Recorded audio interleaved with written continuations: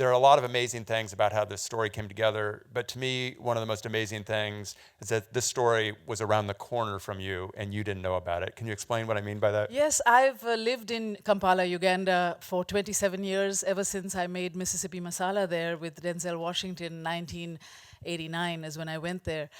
And knowing the paucity, almost absence of films about Africa or anything that resembled the dignity around which I lived, we set up a film school called Maisha about 12 years ago, because if we don't tell our own stories, no one else will tell them.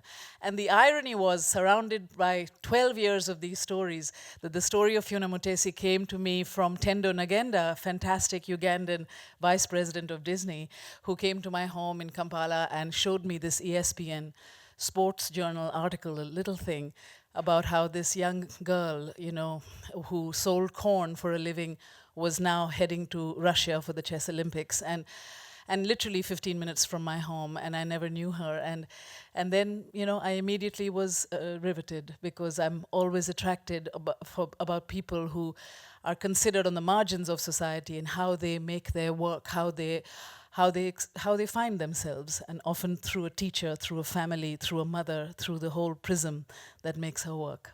And then this lovely young lady at the far left, where did you find her, and how long and far had you been looking? Oh, Madina.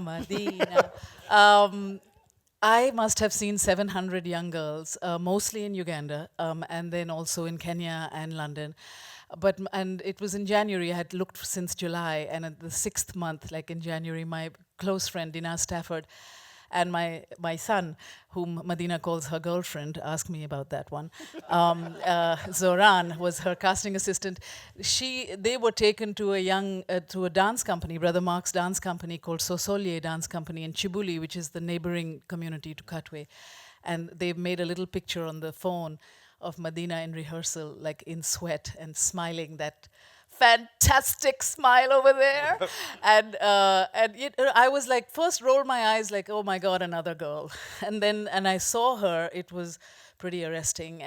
But took about 3-4 weeks of very hard work on Madina's part to really get the role, because you have to know chess, you have to be taught by Robert and Fiona, you have to know how to think and be comfortable, thinking on screen, and also just internalizing everything. But she is a real dancer, an artist, a discipline of an artist, and that helped so much, because Madina has done extraordinary work, basically herself, but with all the training of being an artist for so long. She's been dancing since she was 4. I want to talk, Alex, a little bit about music. When you're thinking about the role in which music can play dramatically within a chess match, what were the conversations that you had with Mira, and how do you think music kind of helped tell the story of what was maybe a good move or a bad move, a gambit, right, a stunt, something like that, and how did you guys talk about music in those scenes in particular? Well, we did, didn't we? We drew up a chart with Barry of some of the big games. We actually had a big chart on the wall so we could tell where the bad moves, where the good moves were, where the tension was, so that the music, without being too obvious, can lead the audience a little bit through those games. If you've never played a game of chess before, at least you know what the stakes are, you know what the peaks and troughs are. That's sort of pretty important. We were shooting designed games, actual games that Fiona had, real games, moves that she had made and was famous for. So in our call sheet, we went and looked at the notation. Yeah, like with our call sheet, we had the designed game that Robert Katende taught everyone. But I knew I was filming that, but I knew I was not going to show all of that. So we knew in advance which moments were to be heightened, and it was actually a very careful thing with the choreography in the major chapter. Sort of like doing a dance in a way. It is like choreographed. It is really. I want to ask David and Lupita about what I'll call the curtain call. It's a beautiful scene at the end of the film where you come out with the people that you play.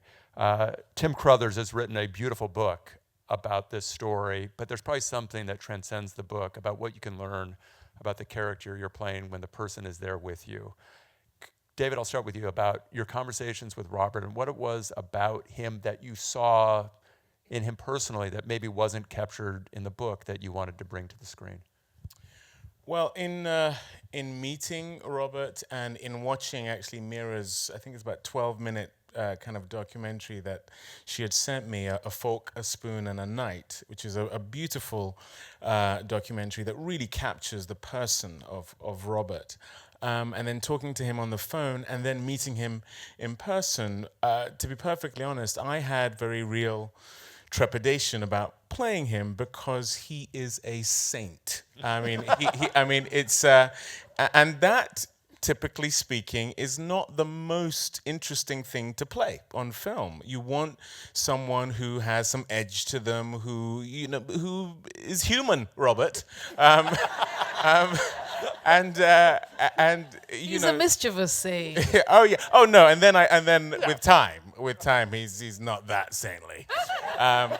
But that was the thing that was initially intimidating. And also, yes, that the book captures that. But the thing that the book doesn't capture as much, and what I got from being around him, is just how truthful the level of selflessness that Robert has is. The cost to himself. His wife was pregnant while we were shooting this film. They haven't had another child already. They live in a relatively small place, and they had another 6 kids living with them at the time who just needed a place to stay, so they have to stay. So that's just the way it is. And I just thought that is so beautiful. And when you talk to Robert himself, he was orphaned at a young age, went through very real difficulty. And I asked him, what is it that drives you? What is it that motivates you to do what you do? And he said, to give them what I didn't have. And then also that if just one of them has, and I'll never forget this, you saying this to me, I remember it being over lunch, Robert, if just one of them has a greater self-esteem because of something I've said to them, didn't talk about chess, something I've said to them, that's the reward for me. Not easy to play, people. But that was the thing about being around him, and leaving this film, being around him, really, in a very true sense, made me want to go into my life being a better person. It's a beautiful story. Robert is clapping there. Lupita, can I ask you about Harriet and about the conversations that you had with her? I met Harriet about 3 weeks before we started filming. Robert took me to meet her. She doesn't speak English, so he was my interpreter. And I sat with her, and what I found in her presence was this, she's so grounded, and she has a very mysterious, kind of enigmatic quality to her. She's also very guarded, but very warm as well. And I asked her a lot about her youth, and she came from a very unstable background. She was tossed around from mother to father to grandmother, aunt. She told me a story of having to walk 2 days to find her mother because she'd broken a door and she was afraid of the consequences with her stepmother. And when it came to her children, she too wanted to provide them with something she didn't have, which was stability and togetherness, So she strove to keep them together. And that's something that really resonated with me, and I wanted to honor that quality in her. She was also very practical. I asked her why she first let Fiona go to Robert, and she said it was because he could provide her with a cup of porridge when I couldn't. And Robert himself admitted to me in her presence how long it took for her to finally trust him with her daughter. And so that she was just fiercely, fiercely, fiercely protective of her children. And that's something that I deeply admired. Madina, did you have the same chance to spend time with Fiona as you're making the movie? And what did you guys talk about? When I met Fiona, my first time to meet Fiona, it was on set. She was in school, but one day she came to set, and when she came, we met. And when we met, I never had any problem with her. She just asked me, "How do you feel?"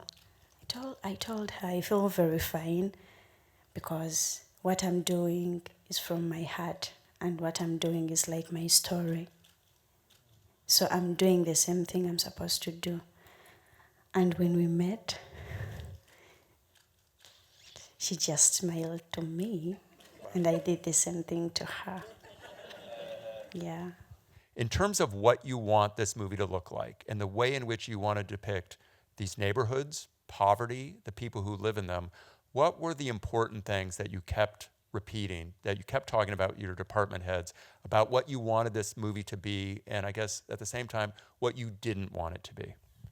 Well, this is a movie really that is made from the inside. As I said, I live in these places, and I have longed to make visual allusions to both the vibrancy, the color of the earth, the greenness of the equator runs through my garden. I mean, the line of the equator. So everything is incredibly fertile, in Uganda. It's remarkable. That's why the poverty is not about begging bowls, because people have a tree in the ground and they get avocados from it. Even where the family lived in Chibuli in the film, in Katwe, there's an avocado tree, So it's an unusual place where there is a lot of struggle, but the despair is mitigated, And I wanted so much to tell that, both the colors, but also the sassiness and the smartness of style. To be smart is a lot in Uganda. You have to be, if you have half an inch of water in a basin, you will still wash your hair and look very elegant for the end of it, That's the spirit of the people I live with. So I really wanted to capture that in the style and in the look and in the color and in the flamboyance even of it, because it is also, for instance, the used clothes capital of the world, Uganda. And everyone, where Harriet goes to sell her dresses, the market Owino, and everyone dresses from Owino, even upper middle class people. And my fish seller the other day had a original Pucci dress on with a kitenge wrap around her. That's just the style it is. And I looked at her brand and I said, oh my God, do you know what you're wearing?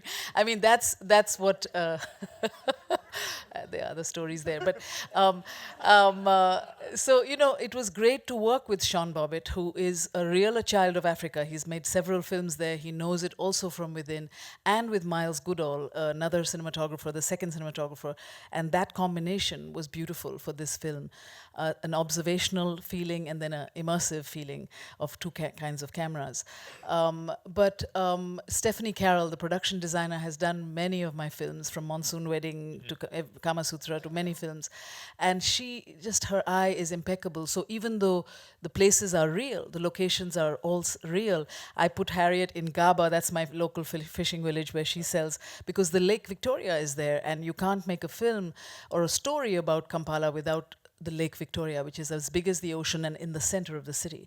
So I chose the locations were more than anything the design, but Stephanie's eye enhanced always the design. I want to thank you guys for showing up, and I want to thank you guys for making this amazing movie.